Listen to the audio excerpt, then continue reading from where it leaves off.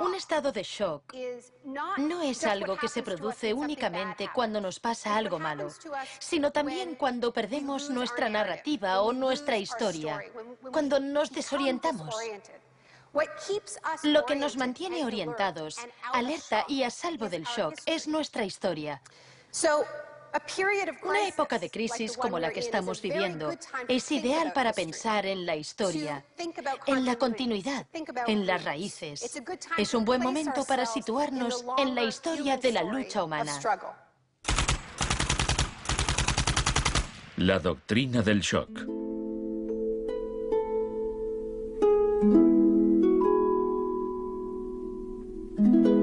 Todo empezó el 1 de junio de 1951, cuando representantes de agencias de inteligencia occidentales se reunieron en secreto con profesores universitarios en el Hotel Ritz-Carlton de Montreal. Como resultado de esta reunión, el ejército financió una investigación sobre el aislamiento sensorial en la Universidad de McGill. El aislamiento sensorial es una forma de producir una monotonía extrema. Provoca una reducción de la capacidad crítica, nubla la mente y el sujeto se queja de que ni siquiera puede fantasear. Y cuando un estudiante universitario no es capaz de fantasear, mal asunto.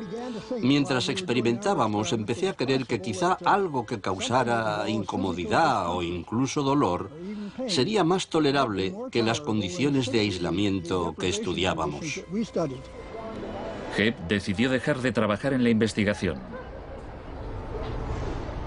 No tenía idea, cuando lo propuse, del arma tan terrible, tan potencialmente terrible que podía llegar a ser. Este es nuestro momento, nuestra oportunidad. Pero los experimentos continuaron bajo las órdenes del ambicioso jefe de psiquiatría, el Dr. Ewen Cameron. Su trabajo iba mucho más allá que el nuestro. Nosotros dejábamos muy claro que el sujeto podía marcharse en el momento en que quisiera, y algunos se iban. Los pacientes de Cameron no tuvieron tanta suerte. El Allen Memorial Institute, donde trabajaba, empezó a parecer una macabra cárcel donde Cameron llevaba a cabo experimentos extraños con sus pacientes de psiquiatría. Quería borrarles la mente, dejársela en blanco para reprogramarlos desde cero.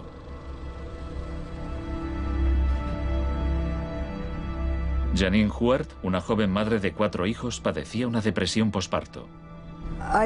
Me entraban escalofríos cuando me decían: mañana te toca tratamiento de electrochoque.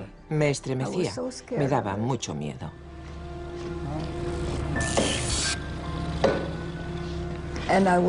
Despertaba en otra habitación, totalmente confundida y triste.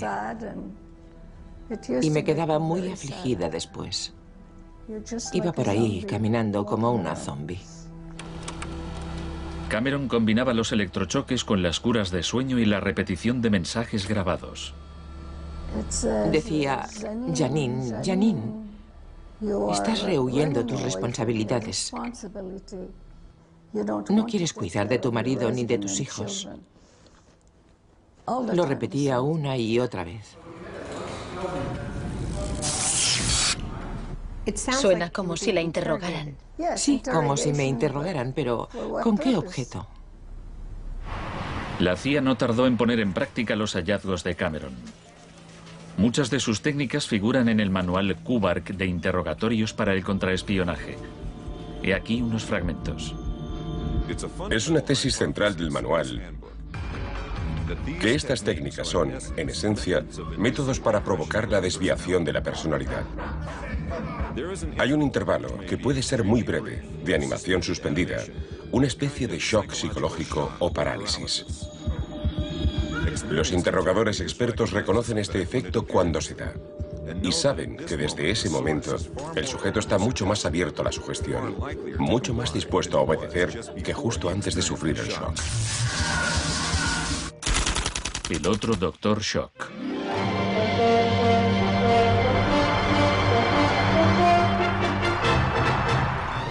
En la misma época en que Ewen Cameron realizaba sus experimentos en Montreal, un partidario de otro tipo de shock trabajaba no muy lejos de allí. Milton Friedman era profesor de economía en la Universidad de Chicago. Creía que la terapia de shock económico impulsaría a las sociedades a aceptar un capitalismo más puro y desregulado. En octubre de 2008, durante la mayor crisis financiera desde 1929, Naomi Klein acudió a la Universidad de Chicago para hablar de Milton Friedman. Cuando Milton Friedman cumplió 90 años, la Casa Blanca de Bush organizó una celebración en su honor y todos pronunciaron discursos, incluido George Bush, pero el mejor fue el de Donald Rumsfeld. Mi cita favorita de ese discurso de Rumsfeld dice así: Milton es la encarnación de una realidad, la de que las ideas tienen consecuencias.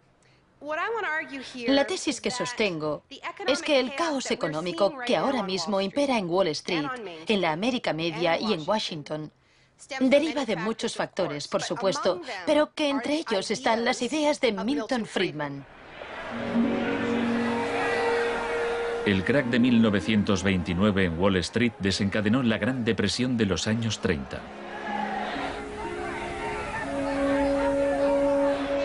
En la base de las tesis de Friedman estaba su oposición a la política del New Deal anunciada por el presidente Franklin Roosevelt en su discurso de investidura.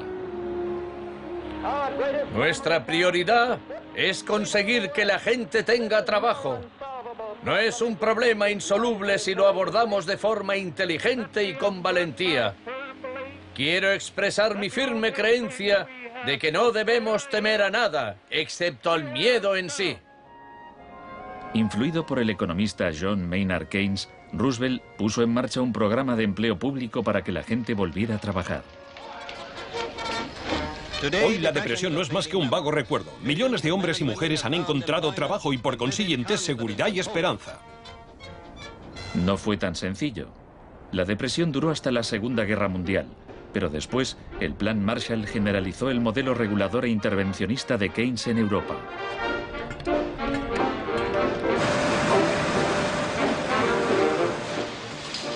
Sus principios gozaron de gran aceptación, aunque no por parte del Departamento de Economía de la Universidad de Chicago.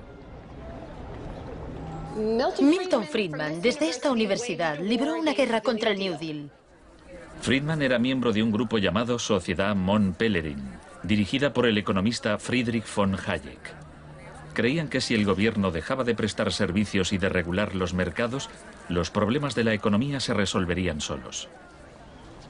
En los 50 los consideraban bichos raros, pero en los últimos 30 años sus ideas se han convertido en la doctrina económica dominante. La tesis de la doctrina del shock es que nos han contado un cuento sobre cómo estas medidas radicales han triunfado en el mundo, que no se han propagado de la mano de la libertad y la democracia, sino que han requerido shocks, crisis y estados de emergencia. Milton Friedman entendía la utilidad de las crisis. Solo una crisis, real o percibida, produce auténticos cambios. Cuando esa crisis sobreviene, las medidas que se toman dependen de las ideas que flotan en el ambiente. Primera puesta a prueba: Chile. Fue en Chile donde los seguidores de Friedman aprendieron a explotar un shock o crisis a gran escala. Por lo general, los voceros del neoliberalismo, los publicistas oficiales, ni siquiera mencionan a Chile. Empiezan a contar la historia a partir de Thatcher y Reagan, porque eso queda mucho mejor. En los años 50 y 60, las medidas progresistas de desarrollo en Chile eran un modelo para la zona. El gobierno invertía en salud, educación e industria. Las empresas estadounidenses temían por sus inversiones.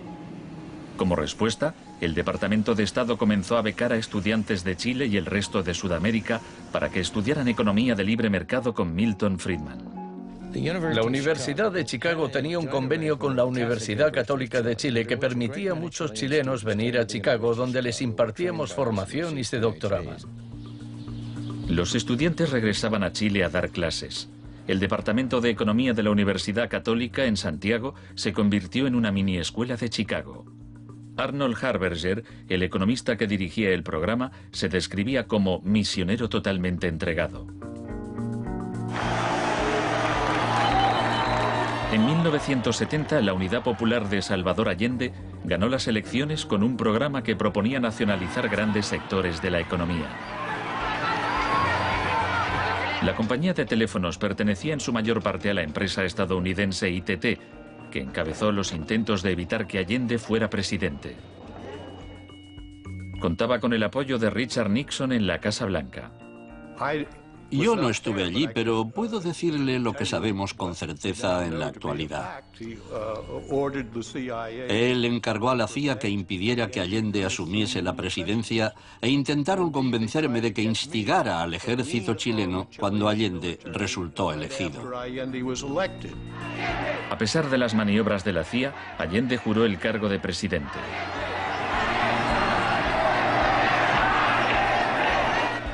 Richard Nixon ordenó al director de la CIA que hiciera gritar a la economía. Señor Nixon es presidente de Estados Unidos y yo soy presidente de Chile. Yo no tendré un término despectivo contra el señor Nixon mientras el señor Nixon respete al presidente de Chile. Comenzó a fraguarse un golpe militar. Los Chicago Boys chilenos se pusieron a trabajar en un programa económico de 500 páginas llamado El Ladrillo. Con dinero de Estados Unidos se hizo todo lo posible por desestabilizar la economía. Se declaró una huelga de camioneros que paralizó fábricas y tiendas. Hubo un golpe de Estado fallido el 29 de junio de 1973. Después, el 11 de septiembre, bajo el mando del general Pinochet, el ejército asaltó el Palacio Presidencial. El shock de la guerra. Chile había disfrutado durante 41 años ininterrumpidos de un régimen democrático que estaba siendo derrocado por medio de la violencia. Para Pinochet y sus partidarios el golpe era una guerra, y desde luego estaba concebido para parecerlo. Fue el precursor chileno de la doctrina militar de shock y pavor.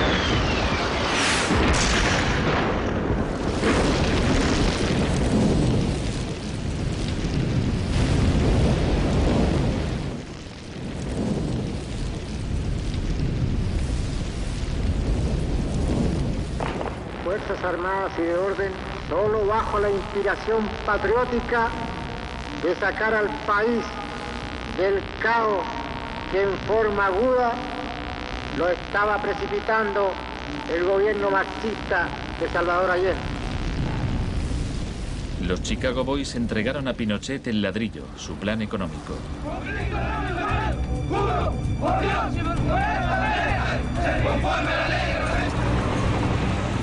Los días siguientes, más de 13.000 opositores fueron detenidos y encarcelados.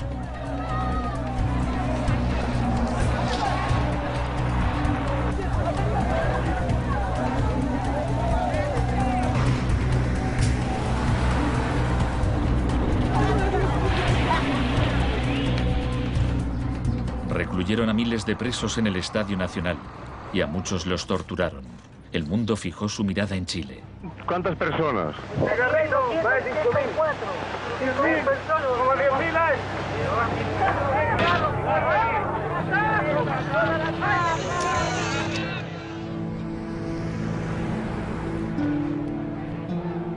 A principios de noviembre liberaron a 5.000 presos. A los 900 que quedaron los trasladaron a otros centros de detención.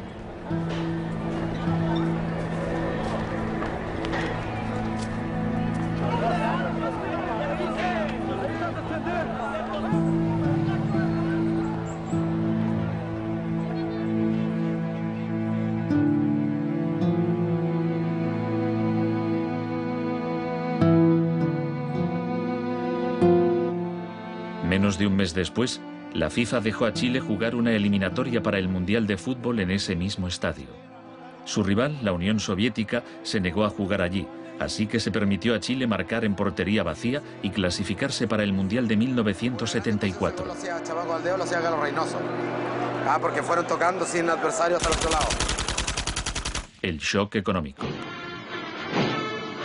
Aprovechando el estado de shock de la población, Pinochet impuso las medidas recomendadas por los Chicago Boys, suprimió el control de precios, privatizó empresas estatales, eliminó aranceles de importación y redujo el gasto público. Más tarde, Friedman reconoció abiertamente la importancia del experimento chileno. Se trataba del primer caso en que un avance hacia el comunismo daba paso a un avance hacia el libre mercado. No dio resultado. Al cabo de un año había una inflación del 375% anual, la más alta del mundo. Así que en marzo de 1975, Arnold Harberger y Milton Friedman volaron a Santiago. Empleó una expresión que nunca se había utilizado en el contexto de una crisis económica mundial. Exigió un tratamiento de shock. Dijo que él era como un médico que iba a ayudar a un país asolado por una epidemia y simplemente recetaba el remedio. Friedman escribió que el general Pinochet se mostraba receptivo a la idea de un tratamiento de shock, aunque era evidente que le preocupaba el paro temporal que podía causar.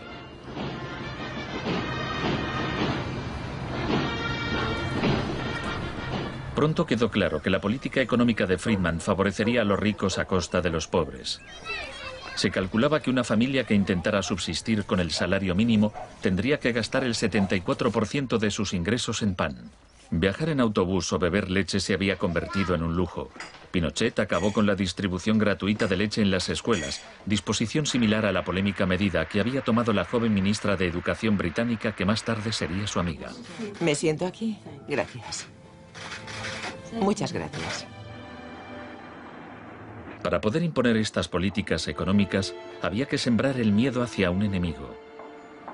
Tampoco creo yo que se haya triunfado totalmente sobre el marxismo. El marxismo es como un fantasma. Cuesta mucho tomarlo. Mejor dicho, no se puede tomar.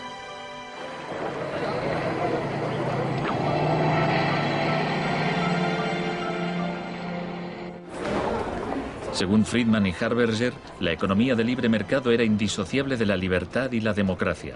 Pero en Chile, donde sus ideas se estaban aplicando en el contexto de una dictadura militar, no era así.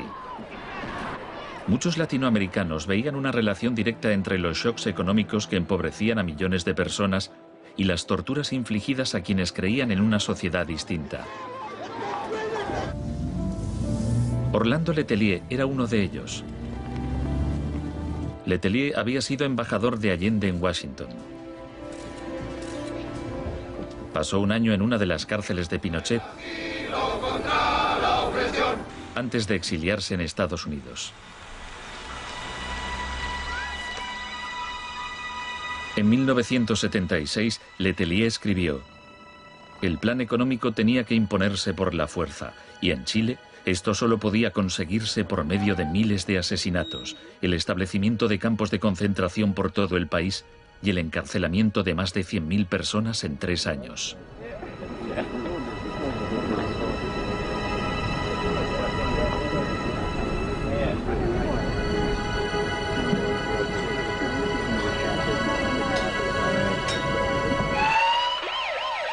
Antes de que pasara un mes, Letelier murió en un atentado con coche bomba. Buenas tardes.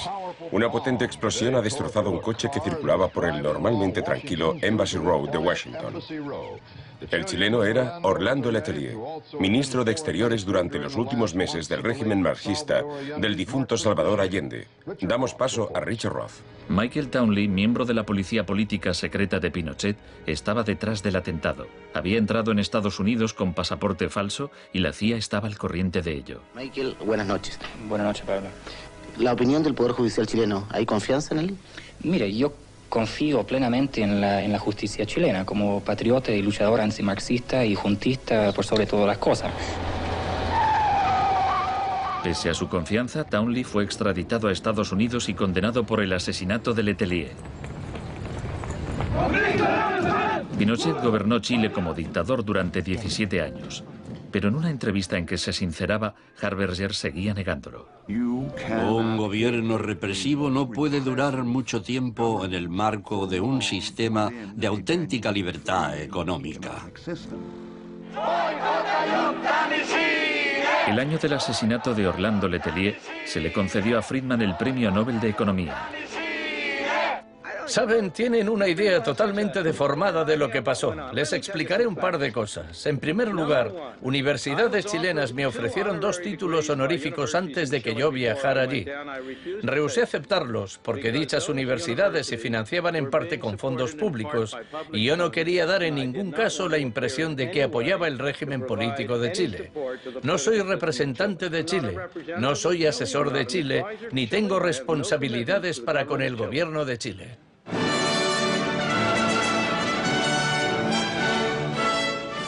Y ahora le cedo la palabra al profesor Milton Friedman. Friedman, vete a casa. Friedman, vete a casa.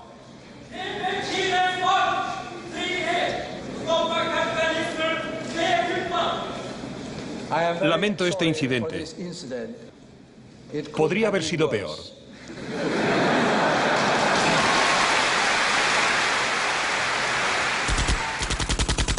La revolución se propaga. El propósito de la doctrina del shock es contar una historia alternativa de cómo esa oleada salvaje de capitalismo puro e incontrolado que estamos viviendo llegó a dominar el mundo. Chile no fue el único país de Sudamérica que adoptó las políticas de la Escuela de Chicago. Los seguidores de Friedman ocupaban cargos clave en Brasil y asesoraban el gobierno de Uruguay. Entonces, el 24 de marzo de 1976, un golpe militar derrocó al gobierno de Isabel Perón en Argentina. Una junta de 3 generales tomó el poder bajo el mando del general Videla. Los Chicago Boys accedieron a puestos económicos relevantes en el gobierno militar. Aprovecharon la oportunidad para introducir importantes reformas económicas y sociales. Un año después del golpe, los sueldos habían perdido el 40% de su valor, se cerraban fábricas y la pobreza se disparó. Como en Chile, hubo que aterrorizar al pueblo para que aceptara estas medidas económicas. Videla aprendió de la experiencia de Pinochet. Adoptó la táctica de hacer desaparecer personas. Para equilibrar el terror público y privado, llevaban a cabo los secuestros en plena luz del día y después siempre podían negarlos. Fue necesario cumplimiento de la misión que la nación le tiene asignada, articular la defensa de la sociedad argentina. Las reglas de esta guerra no convencional, que no buscamos ni provocamos, son distintas. Muchas de las técnicas empleadas por los militares chilenos y argentinos las habían aprendido en la Escuela de las Américas dirigida por Estados Unidos. Enseñaban técnicas de tortura. Violar a la víctima, desnudarla, herirla con objetos punzantes, romperle extremidades, sacarle los ojos, marcarla a fuego. En Latinoamérica hay regímenes que violan hoy en día los derechos humanos. Practican asesinatos políticos, torturas, deportaciones, encarcelamientos sin juicio, que son técnicas aprendidas en este centro. Quizás sea así. Si me dice que lo que enseñamos aquí se ha llevado a la práctica, no se lo negaré. El uso de la tortura contra un soldado enemigo conocido para obtener algún tipo de ventaja militar me parece justificable y acertado. Ir más allá, utilizar las técnicas de tortura solo para intimidar a la gente, es un grave error, poco ético e inmoral. Pero en Argentina y Chile estas técnicas no solo se emplearon con soldados o terroristas, sino con estudiantes y sindicalistas, con todo aquel que se opusiera a la política de libre mercado del régimen.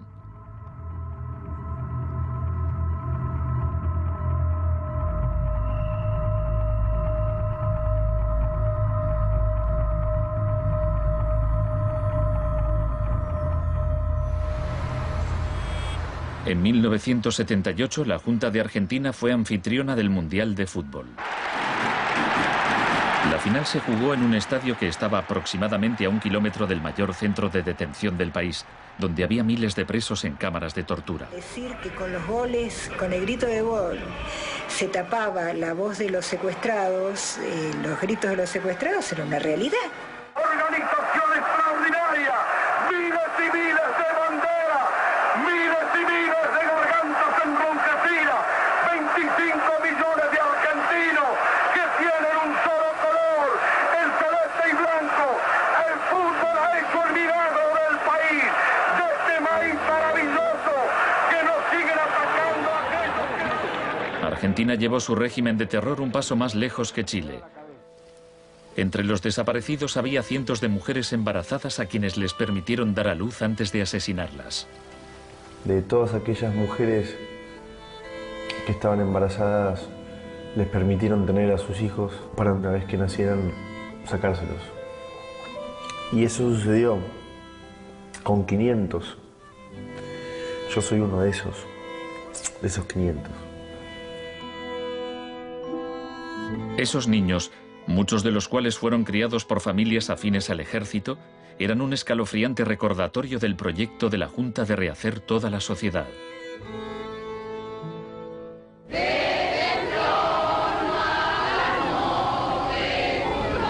Cuando la Junta aún detentaba el poder, un grupo de madres y abuelas de desaparecidos empezaron a protestar en la Plaza de Mayo.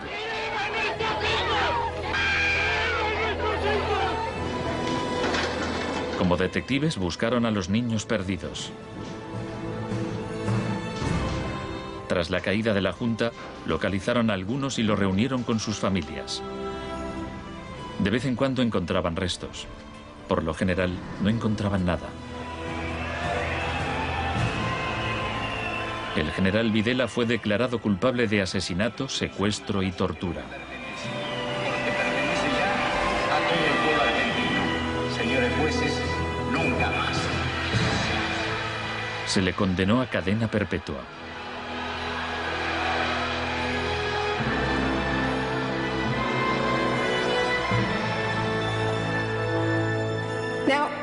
Estos primeros experimentos en Latinoamérica plantearon a Friedman y a sus acólitos un serio problema ideológico.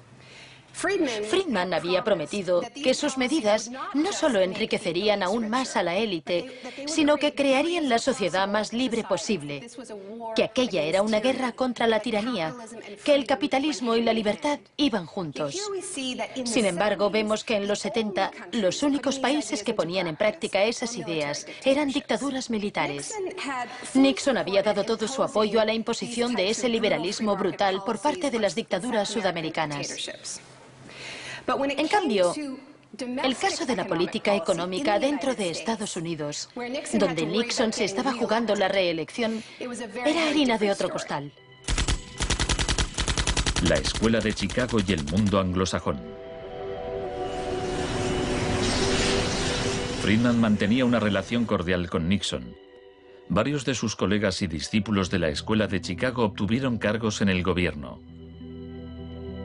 Entre ellos Donald Rumsfeld. Con la ayuda de Dios. Enhorabuena. Gracias. En 1971, en plena depresión económica, Nixon dejó a un lado las ideas de Friedman e instauró una política de control de precios y salarios. Puso a Rumsfeld al cargo. Es en esencia una cuestión de oferta y demanda. Hace tiempo que me opongo al control de salarios y precios. Creo que implica la injerencia del gobierno en la libertad individual y me parece intolerable. La política keynesiana tuvo éxito y Nixon salió reelegido con una victoria aplastante. Fue un duro golpe para Friedman. Más tarde, en 1979, Margaret Thatcher fue elegida primera ministra en Gran Bretaña. Su gurú intelectual era el viejo mentor de Milton Friedman, Friedrich von Hayek. Poco más de un año después, Ronald Reagan ganó las elecciones presidenciales de Estados Unidos. Ahora, tanto Gran Bretaña como Estados Unidos estaban en manos de friedmanitas declarados. El programa con que Margaret Thatcher llegó al poder se basaba en 4 puntos: recortar el gasto público, bajar los impuestos, reducir el número de empresas estatales o paraestatales, desregular la industria e introducir una política monetaria moderada y estable para combatir la inflación. Durante sus primeros 3 años en el poder, el paro se duplicó en ciertos sectores, lo que provocó oleadas de huelgas. El índice de popularidad de Thatcher cayó hasta el 25%. Estallaron disturbios en las principales ciudades británicas. Hasta los admiradores de Thatcher albergaban ciertas dudas. Los resultados económicos de la administración Thatcher son desiguales.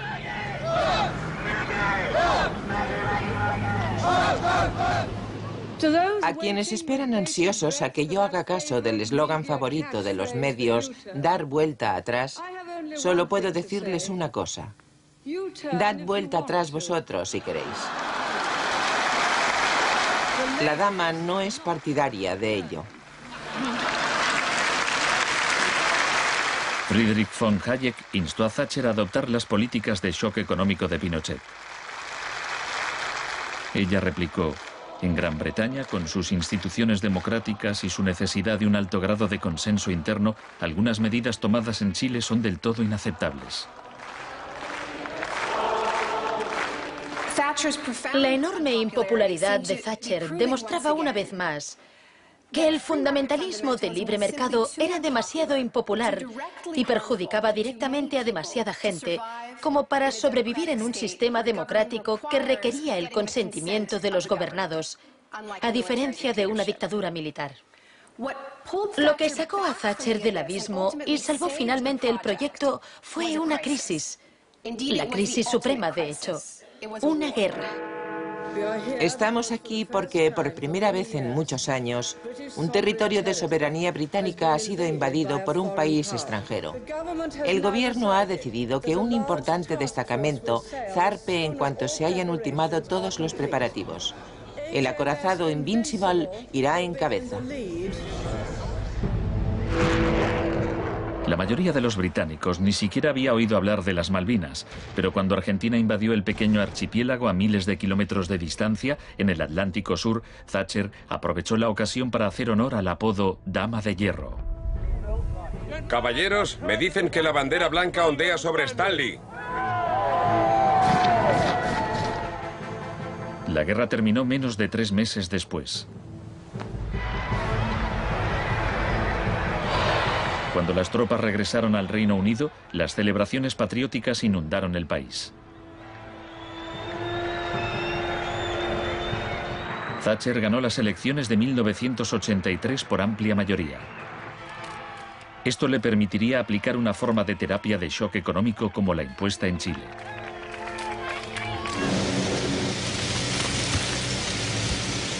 La organización de trabajadores más poderosa del país era el Sindicato Nacional de Mineros. Cuando la Junta Nacional del Carbón anunció el cierre de minas, los mineros declararon la huelga. Zonas del centro de Londres están paralizadas por miles de mineros y simpatizantes que se manifiestan por la ciudad en favor de la huelga de mineros, la más larga y feroz jamás vivida en Inglaterra desde 1926, así como la más costosa. La huelga duró casi un año. Thatcher empleó todos los medios a su disposición para acabar con el sindicato.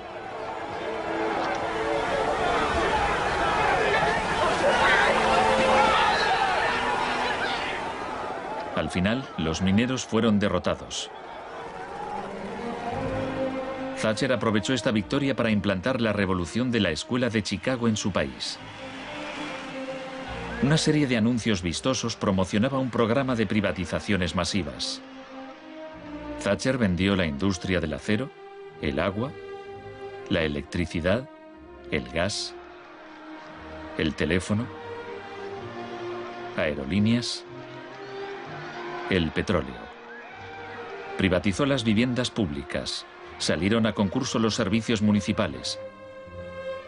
En 1986 se desregularon los servicios financieros y la banca. Se le llamó el Big Bang. No hace falta que le recuerde a ninguno de los presentes que el Big Bang es solo el principio.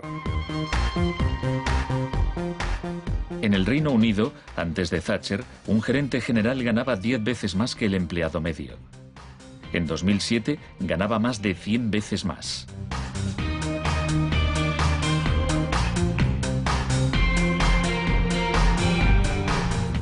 En Estados Unidos, antes de Reagan, los gerentes generales ganaban 43 veces más que el empleado medio. En 2005 ganaban más de 400 veces más. Friedman reconocía abiertamente que Thatcher y Reagan estaban haciendo mucho por difundir la doctrina de la Escuela de Chicago en el mundo. Por aquí, señor Reagan. He pensado que debía colocarse aquí. La coincidencia en el tiempo de los mandatos de Thatcher y Reagan fue sumamente importante para la aceptación pública en todo el mundo de un enfoque distinto de la política económica y monetaria. Muchas gracias. Voy a describirles un plan y una esperanza a largo plazo. Que el avance de la libertad y la democracia relegue al marxismo-leninismo al basurero de la historia, tal como ha hecho con otras tiranías que coartan la libertad e impiden que la gente se exprese. Más allá del telón de acero. Todos conocemos el cuento de hadas sobre la caída del comunismo. Occidente, con Reagan y Thatcher al mando, parecía tan próspero a los ojos de la gente del bloque comunista que ésta a su vez empezó a exigir medidas radicales de libre mercado. En realidad no sucedió así. Es cierto que quienes vivían oprimidos por el autoritarismo comunista querían la democracia de verdad y que querían poder ir a comprar tejanos y a comer Big Macs. Eso es cierto. Pero eso no significa que aspiraran al capitalismo salvaje con oligarcas descontrolados y sin protecciones sociales, que acabó por instaurarse en tantos países del bloque del Este que aún lo padecen hoy en día. Thatcher había hecho lo posible por socavar el poder de los sindicatos en el Reino Unido, pero en 1988 viajó a Polonia para ofrecerle su apoyo al sindicato Solidaridad. Se trata del proceso para pasar de donde están ahora a donde quieren estar. Como consecuencia de las huelgas en Polonia, se permitió a Solidaridad participar en las elecciones de junio de 1989, lo que a su vez desencadenó oleadas de manifestaciones en toda Europa del Este.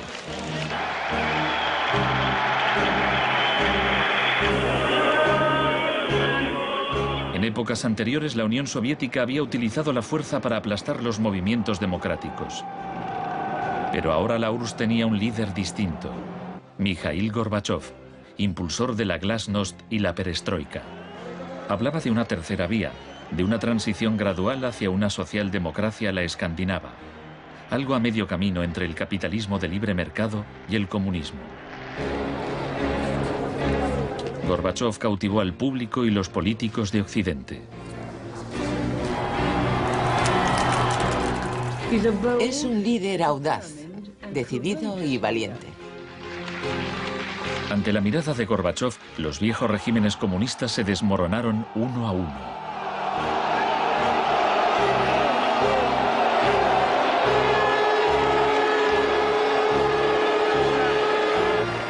A finales de año, el símbolo más famoso de la división de Europa fue derribado.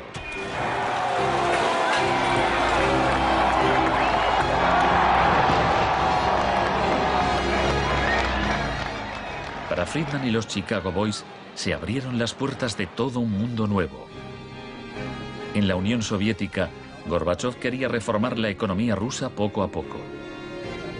En 1991, Gorbachov asistió como invitado a la cumbre del G7 en Londres.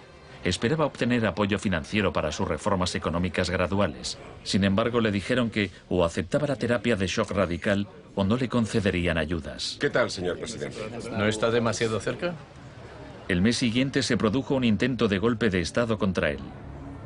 Miembros del sector duro del Partido Comunista pusieron a Gorbachov bajo arresto domiciliario en su casa de veraneo de Crimea.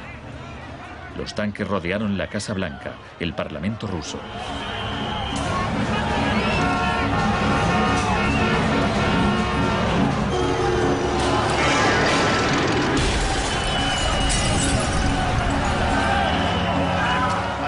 En el caos de los enfrentamientos callejeros, era evidente que, para reforzar su posición, el sector duro debía recurrir a la violencia. Estos choques entre el pueblo y las fuerzas del orden son algo nunca visto desde los tiempos lejanos de la Revolución Rusa. Hoy, cuando amanecía sobre un mar de escombros, empezaba a quedar claro que el golpe se estaba desmoronando. El edificio del Parlamento ruso estaba a salvo. El ejército no había intervenido. Y en el interior, Yeltsin tenía más poder que nunca.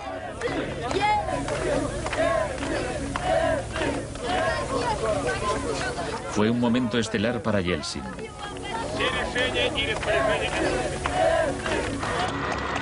Gorbachov fue puesto en libertad y regresó a Moscú, pero había perdido buena parte del poder. Aplaudo los elevados principios del pueblo ruso y también los del presidente Boris Yeltsin.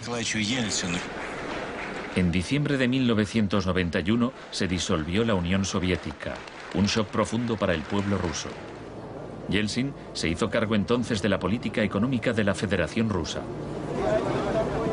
El libre mercado llegó a Rusia y con él el caos. La adopción de las doctrinas de la Escuela de Chicago por parte de Rusia marcó el principio de un nuevo capítulo en la cruzada por el libre mercado. Fue shock en estado puro, sin nada de terapia. Pese a los intentos oficiales por promover el capitalismo popular, lo cierto es que un puñado de empresarios amasó grandes fortunas. Se vendieron empresas estatales a precio de saldo. La prensa rusa apodó a los asesores de Yeltsin los Chicago Boys.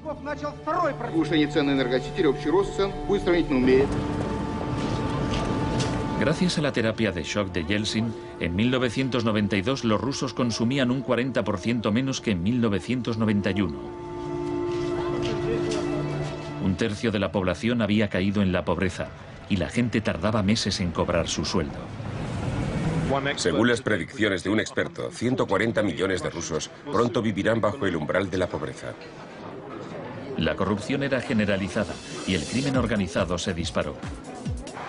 Moscú se convirtió en el nuevo salvaje oeste.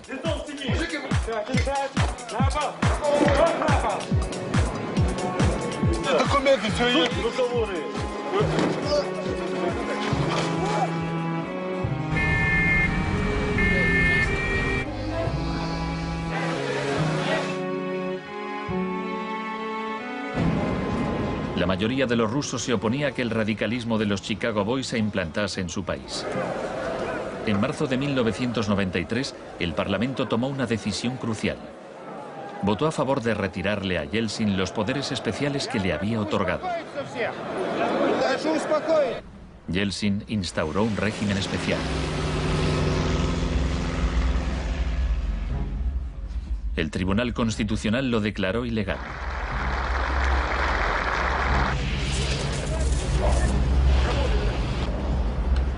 El 21 de septiembre, Yeltsin, al estilo Pinochet, disolvió el Parlamento. A partir de hoy quedan suspendidas las funciones legislativas, administrativas y de control del Parlamento de la Federación Rusa. Occidente puso su influencia al servicio de Yeltsin. Creemos que Boris Yeltsin es la mayor esperanza para la democracia en Rusia. 2 días después, el Parlamento votó a favor de destituir a Yeltsin por 636 votos a 2. Miles de partidarios del Parlamento se congregaron frente a la Casa Blanca e intentaron tomar la televisión.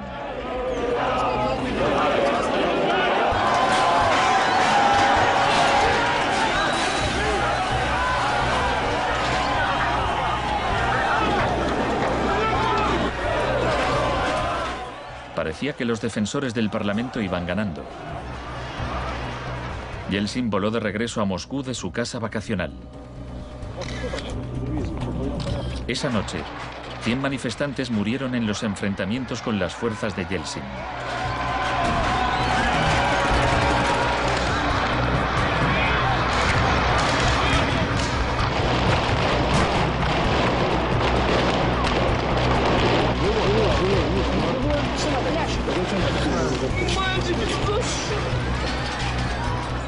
El 4 de octubre, Yeltsin ordenó al ejército que atacara la Casa Blanca y bombardeara el mismo edificio que él había defendido 2 años antes.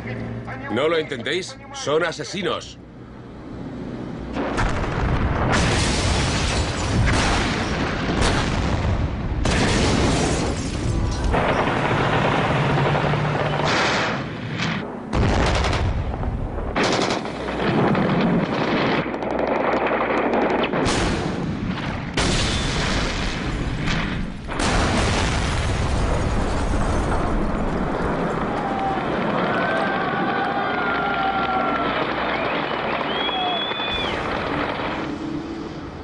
Warren Christopher, el secretario de Estado norteamericano, dijo: Estados Unidos no suele apoyar la suspensión de parlamentos, pero corren tiempos excepcionales.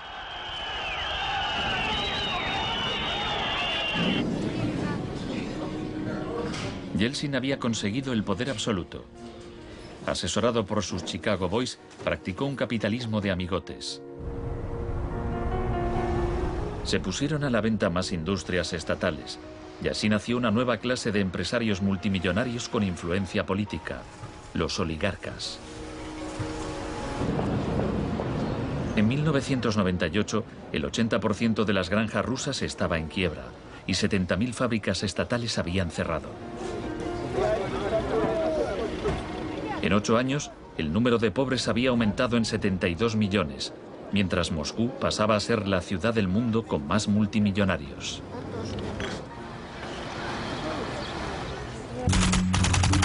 Un nuevo enemigo.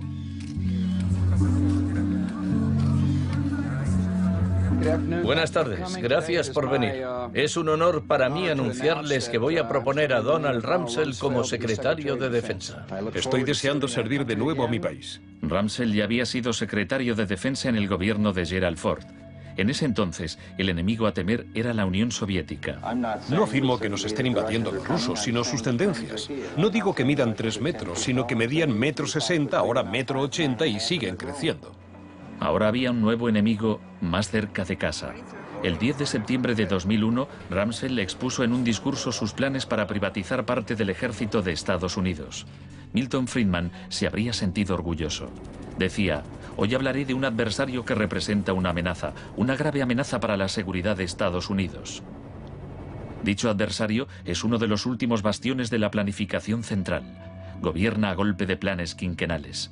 Podría parecer que este adversario es la antigua Unión Soviética, pero ese enemigo ya no existe. Tenemos a este adversario mucho más cerca. Es la burocracia del Pentágono. Hoy le declaramos la guerra a la burocracia. Al día siguiente, el vuelo 77 de American Airlines se estrelló en el Pentágono y mató a 184 personas.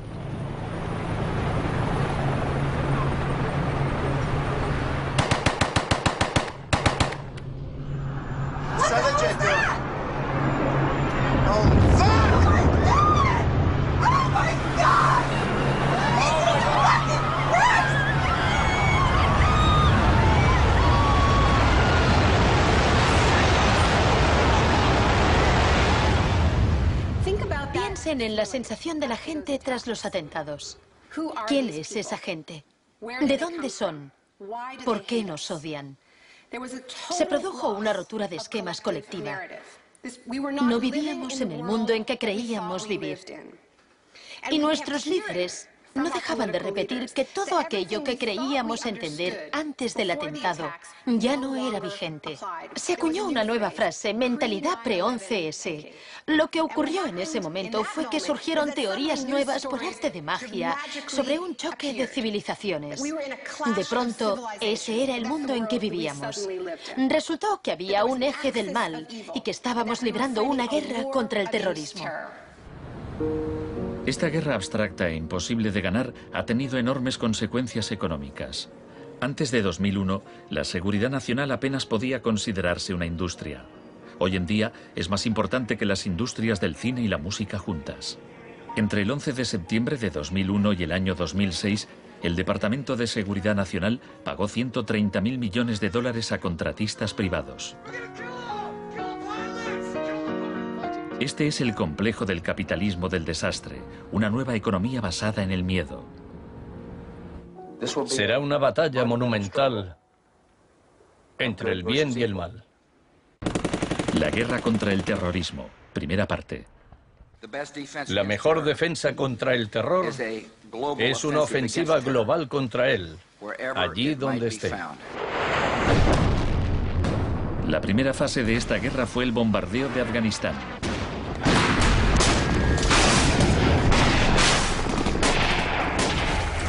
El gobierno talibán fue derrocado rápidamente.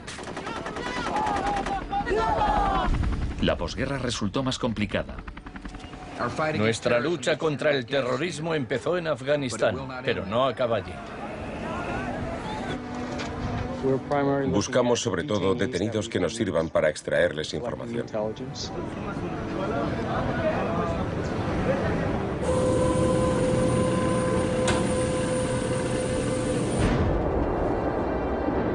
En Guantánamo, las fuerzas estadounidenses pusieron en práctica por primera vez las técnicas del manual Kubark de forma explícita y pública. Oficialmente aprobadas por la Casa Blanca, fueron mostradas abiertamente por televisión en todo el mundo. El aislamiento, tanto físico como psicológico, debe mantenerse desde el instante de la captura. La capacidad de resistir se ve reducida por la desorientación. Los presos deben guardar silencio en todo momento y jamás se les debe permitir hablar entre sí. 3 de los presos, Asif Iqbal, Rual Ahmed y Shafiq Rasul, eran de Tipton, Inglaterra. Pasaron más de 2 años en Guantánamo antes de que los liberasen sin cargos. No te dejaban hablar con nadie, ni hacer nada, ni estar de pie. Te obligaban a pasarte todo el rato ahí sentado. Yo pensaba, ¿qué demonios está pasando? ¿Dónde estoy? ¿Pasaremos aquí el resto de nuestra vida? ¿Podremos regresar a casa, volver a ver a nuestra familia? De los 779 presos retenidos en la bahía de Guantánamo, solo 3 han sido condenados por algún delito.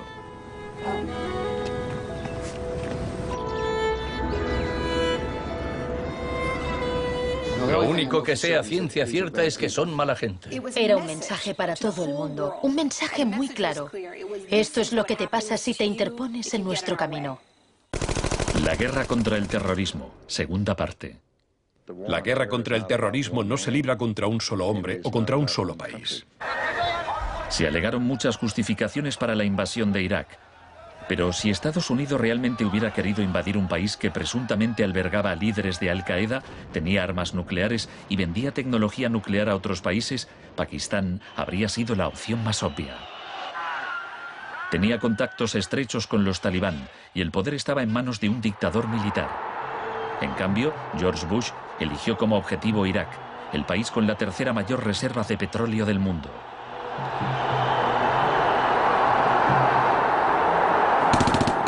La guerra como tortura de masas.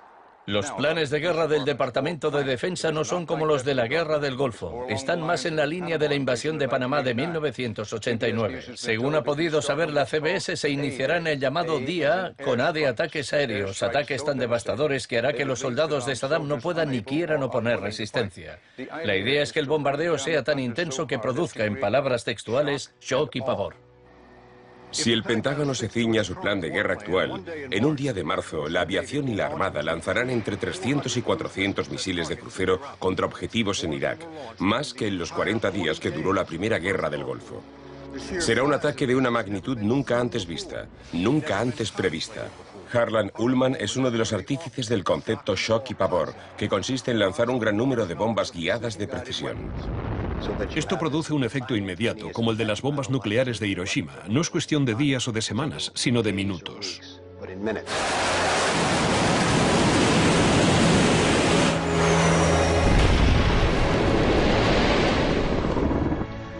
Además, paralizas la ciudad, es decir, la dejas sin energía ni agua y lanzas una campaña implacable de desgaste, de modo que al cabo de 2, 3, 4 o 5 días, ellos quedan agotados física, emocional y psicológicamente.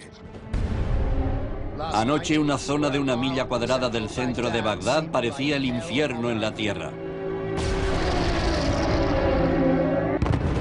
Durante la primera oleada de bombardeos, los ciudadanos de Bagdad sufrieron una versión del aislamiento sensorial descrito en el manual Kubark. En el caos que siguió a la caída de Saddam Hussein, Estados Unidos hizo poco por impedir los saqueos. Algunos cargos del gobierno incluso los consideraban un punto de partida para desmantelar el Estado iraquí. John Agresto, encargado de reorganizar la educación superior, veía el saqueo de escuelas como una oportunidad para empezar de cero. De hecho, antes de las sanciones, Irak tenía el mejor sistema educativo de la región y una tasa de alfabetización del 89%. En cambio, en Nuevo México, estado natal de Agresto, el 46% de los ciudadanos eran analfabetos funcionales. En Irak se aplicaron 3 formas de shock distintas que actuaban a la vez y se complementaban entre sí. Estaba el shock de la guerra, seguido de inmediato por la terapia de shock económico impuesta por Paul Bremer. Y como la resistencia a esa transformación económica, a ese shock económico rápido iba en aumento, se aplicó el shock de la represión y la tortura. 3 clases de shock distintas. El shock económico.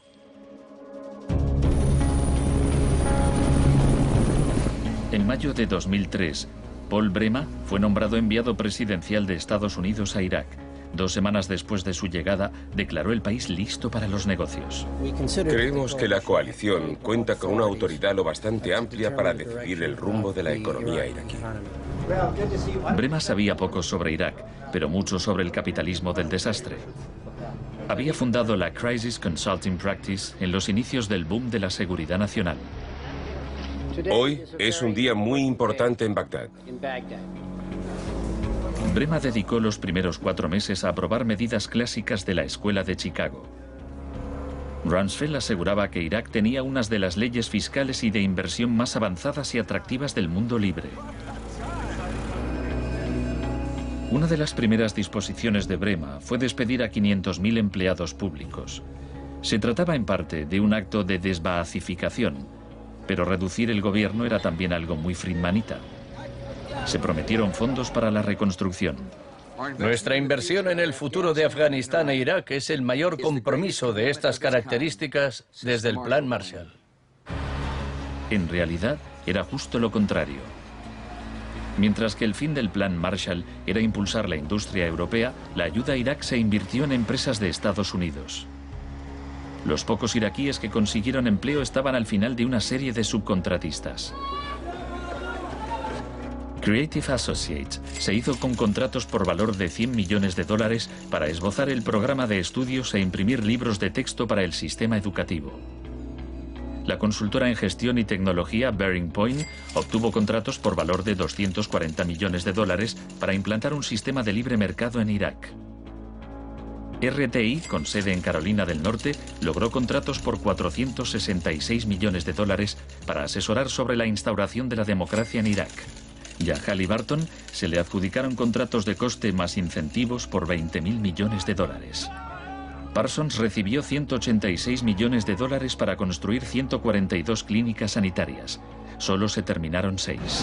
El suministro básico de electricidad y agua apenas mejoró, pese a los miles de millones que se gastaron durante los primeros 4 años. Vamos a triunfar aquí y cuando lo consigamos habremos hecho algo importante, no solo para 25 millones de iraquíes, sino para favorecer los intereses occidentales en la región. Hasta los nuevos billetes iraquíes se imprimían en el extranjero. Les mostraré un ejemplo de estos billetes. Estados Unidos incluso llegó a pagar a empresas privadas para que supervisaran a las empresas privadas que habían logrado contratos.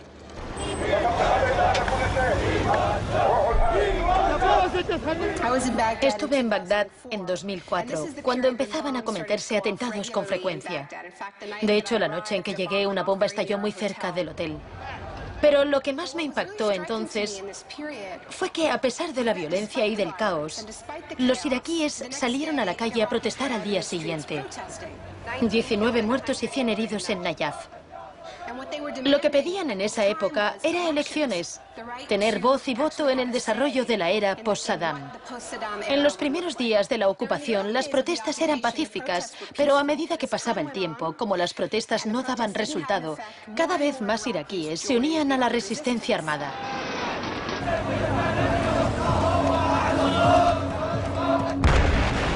La violencia se descontroló.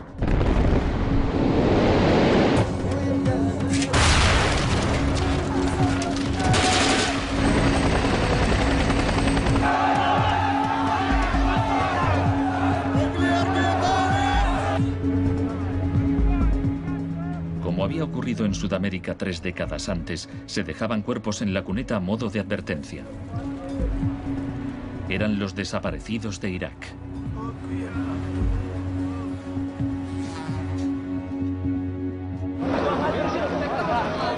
Se tomaron medidas extremadamente agresivas para aplastar a la oposición. El shock de la represión.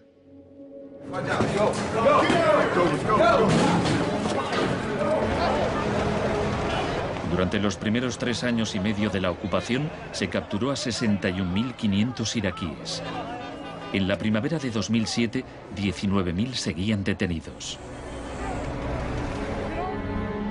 En prisión los interrogaban con técnicas derivadas de las que ideó la CIA, basándose en los experimentos realizados por Ewen Cameron en los años 50.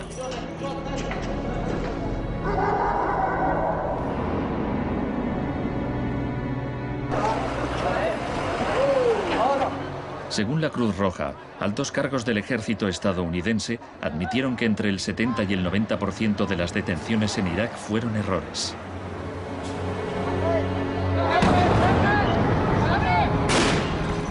Aunque el caos que reina en el país parezca un fracaso de la terapia de shock, en Irak el capitalismo del desastre ha florecido.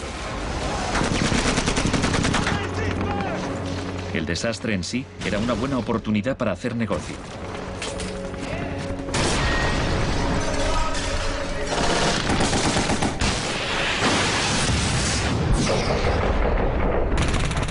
El negocio de la guerra. El gasto militar de Estados Unidos prácticamente se ha duplicado desde 2001. Se acerca a los 700.000 millones de dólares al año. Ya en 1961, el presidente Eisenhower, que no era precisamente de izquierdas, advirtió del peligro de un ejército demasiado poderoso. La conjunción de una estructura militar inmensa y de una gran industria de armamento es algo nuevo en la historia de Estados Unidos. Debemos precavernos contra una adquisición de influencia injustificada, deliberada o no, por parte del complejo industrial militar. No debemos permitir jamás que esa combinación suponga un riesgo para nuestras libertades o nuestros procesos democráticos. La guerra de Irak ha sido el conflicto más privatizado de la historia contemporánea. La zona verde de Bagdad es una versión extrema de lo que está pasando en todo el mundo. Se trata de una zona privada y segura, protegida del caos exterior.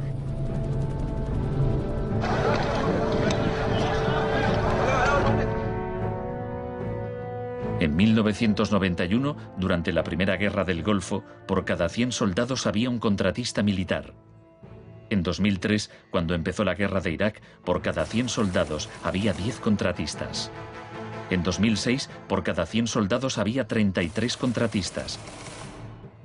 Un año después, por cada 100 soldados había 70 contratistas. En julio de 2007 había más contratistas que soldados en Irak. Esto iba incluso más lejos de lo que Milton Friedman se había atrevido a soñar. Lo único que no privatizaría son las Fuerzas Armadas, los tribunales y algunas carreteras y autopistas.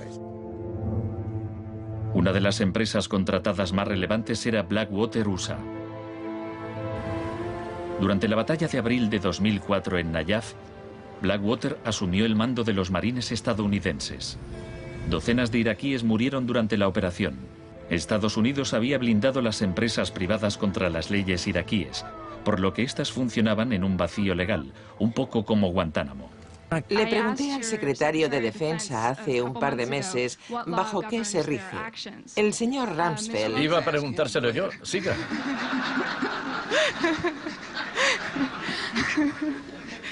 ¡Socorro! Iba... Del mismo modo que la terapia de shock de Cameron dejaba a los pacientes confundidos y deshechos, los múltiples shocks infligidos a Irak redujeron al país a un estado de anarquía y violencia sectaria. En la época en que ejecutaron a Saddam, en 2006, morían 1000 iraquíes por semana.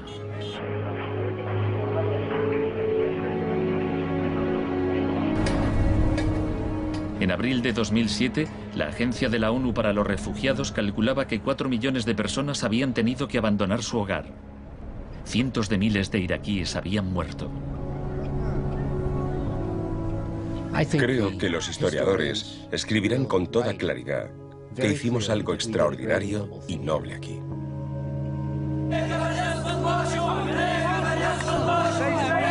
Esta es una manifestación contra el terrorismo americano. Los americanos arrestan y matan a mujeres y niños, insultan a los ancianos y matan a los jóvenes. América es terrorismo, América es terrorismo.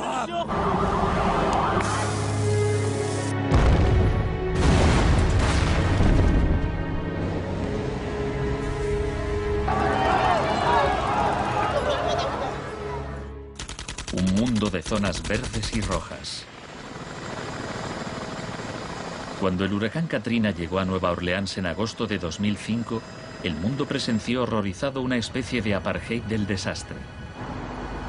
Quienes tenían recursos se marcharon de la ciudad, mientras decenas de miles de desfavorecidos tuvieron que quedarse prácticamente sin ayuda del Estado. Fui a Nueva Orleans cuando la ciudad todavía estaba inundada y descubrí que lo que había visto en Irak se repetía, no en un período de posguerra, sino después de un terrible desastre natural. Milton Friedman murió en 2006. La última recomendación que hizo sobre política oficial aparece en un artículo que publicó en el Wall Street Journal 3 meses después del Katrina. Dice, la mayor parte de las escuelas de Nueva Orleans están en ruinas y también las casas de los alumnos. Los niños se han dispersado por todo el país. Es una tragedia y también una oportunidad para introducir reformas radicales en el sistema educativo. Proponía privatizar completamente los colegios de la ciudad. Era su canto del cisne.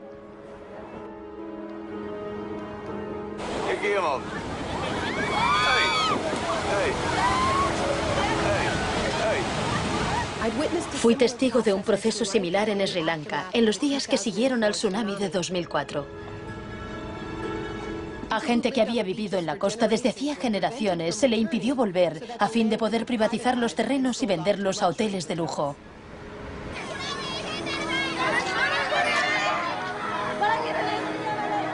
Justo a esto me refiero con la expresión doctrina del shock, al saqueo sistemático del sector público después de un desastre, cuando la gente está demasiado ocupada haciendo frente a la emergencia, a sus problemas diarios, para proteger sus intereses.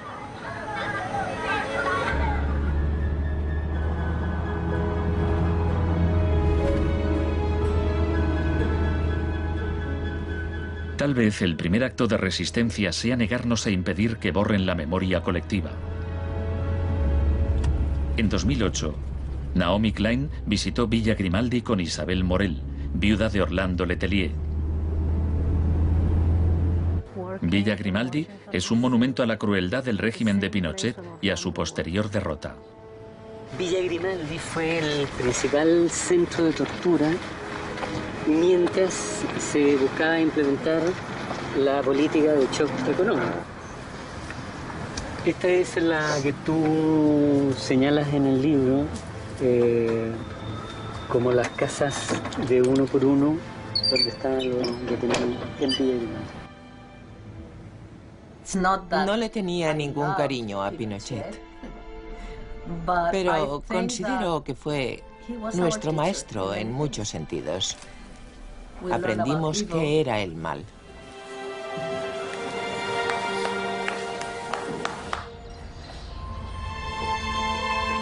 En 1988, Pinochet fue detenido cuando se encontraba en Londres. Su vieja aliada, Margaret Thatcher, permaneció a su lado. Sé lo mucho que le debemos.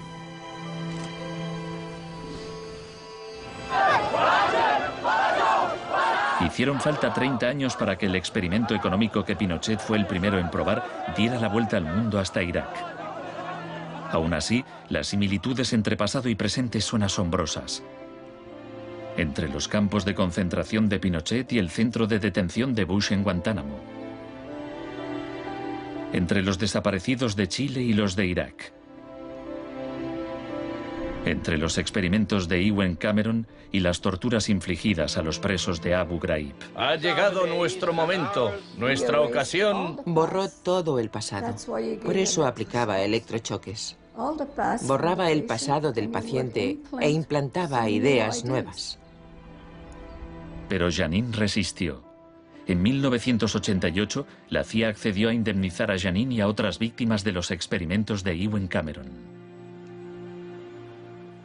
Janine, ¿estás orgullosa de que, aunque intentaron hundirte, tú has luchado con todas tus fuerzas y has vencido? En cierto modo, sí. En cierto modo. Porque creo que todavía me queda una pizca de fuerza de voluntad. Es muy difícil luchar contra un gobierno. La gente me decía: Janine, no puedes luchar contra el gobierno, no te das cuenta, son muy poderosos. Pero yo tenía fe en que ganaría. El fin de una era. Los mercados no regulados son volátiles por naturaleza. Las burbujas se inflan y al final estallan inevitablemente. Tras la desregulación del Big Bang, en los 80, se han producido varios shocks económicos. En 1987 hubo un lunes negro. Los mercados se desplomaron de forma espectacular. Fue el mayor derrumbe porcentual ocurrido en un mismo día en la historia de la bolsa. En 1992 hubo un miércoles negro cuando los especuladores de divisas hicieron fortunas apostando contra la libra. En 1997 estalló la crisis asiática. En un año, 600.000 millones de dólares se perdieron en las bolsas de Asia.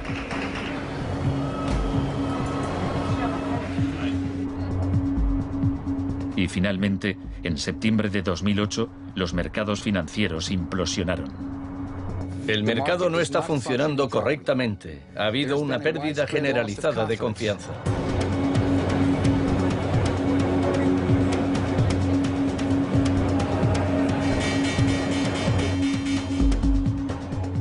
El 15 de septiembre, Lehman Brothers se acogió al capítulo 11 de la ley de quiebras. Solo una semana después, se anunció que los empleados de sus oficinas en Nueva York cobrarían 2.500 millones de dólares en primas. Se calcula que empresas de Wall Street pagaron 18.400 millones en primas el año del crack. Pese al torrente de retórica populista de quienes dicen plantar cara a los peces gordos y defender a los ciudadanos sencillos y no a Wall Street, nos encontramos ante una transferencia de riqueza de proporciones incalculables. Se está transfiriendo riqueza del sector público, de las manos del gobierno, que la ha recaudado de la gente de a pie en forma de impuestos, a manos de las empresas y los individuos más ricos del mundo. Huelga decir que son los mismos individuos y empresas responsables de la crisis. Nos encontramos en medio de un tsunami crediticio imprevisible. He encontrado un fallo cuyo alcance y duración ignoro, pero es algo que me tiene muy inquieto.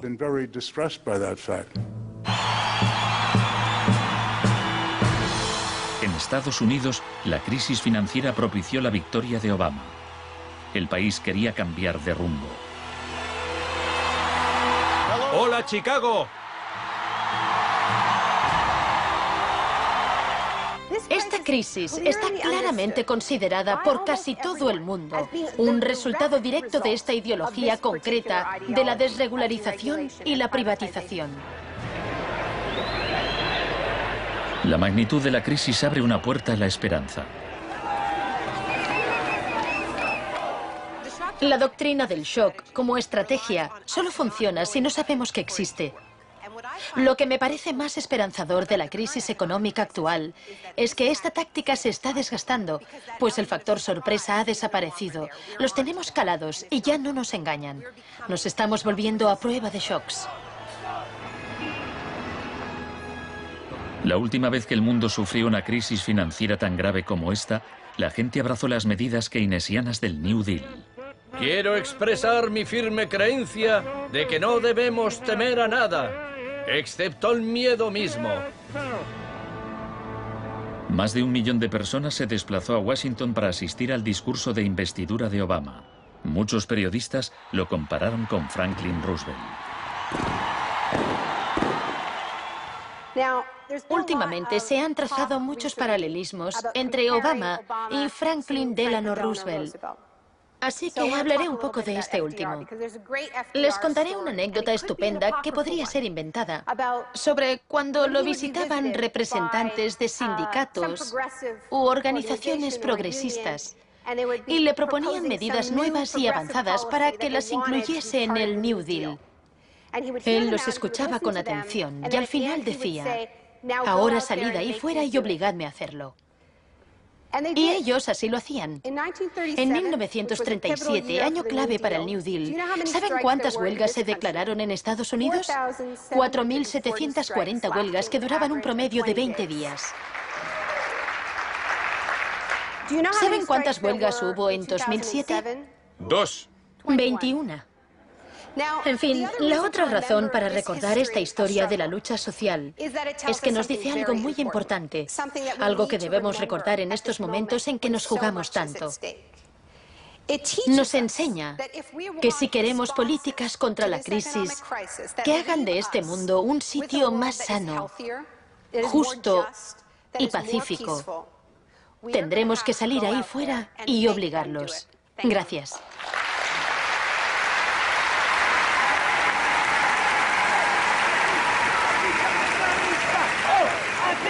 ¡Anticapitalista!